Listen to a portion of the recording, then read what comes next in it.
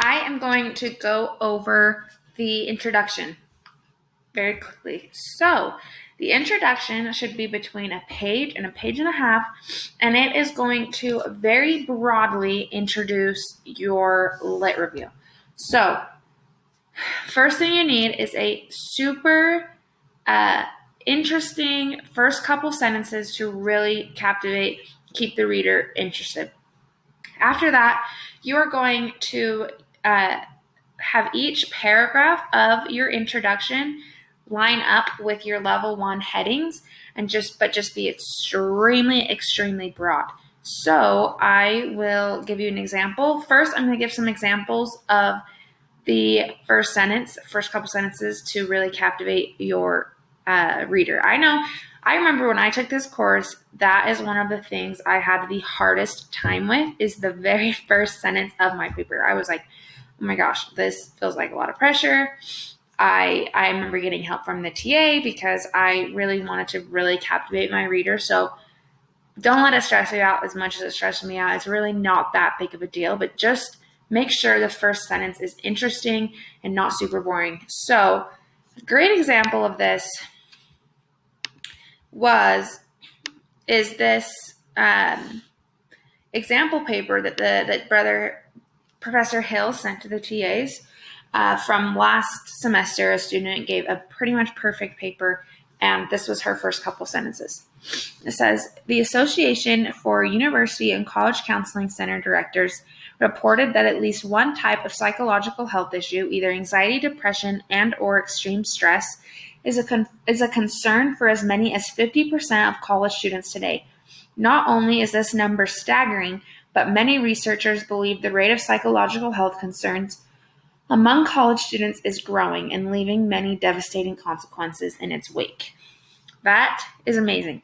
That first fact just absolutely captivates the reader. You're like, holy cow, that is crazy. And then she immediately says that it is a huge concern that really needs to be looked at. And I'm like, okay, I want to learn more. I want to know what's going on. That's awesome. Mine, honestly, not quite as good. Very simple. This yellow is my first sentence. It says, one of the most common behaviors in eating disorders is the binge and purge cycle, yet it is not always well understood. So basically, my thought process is I'm going to say this is a huge issue and it's just not really understood. Not many people know what it is, and I hoped that would captivate the reader a little bit. So, like I said, not as good as the other paper, but not bad. Hopefully it's not too boring. So, now I'm going to go over how the rest of the introduction should be tied back to your level 1 headings. So I kind of color coordinated this. This is my first paragraph.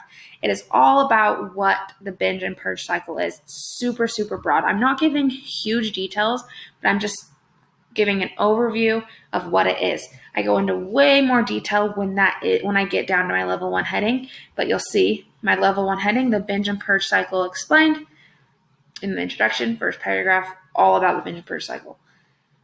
Second paragraph is lined up with my second level 1 heading.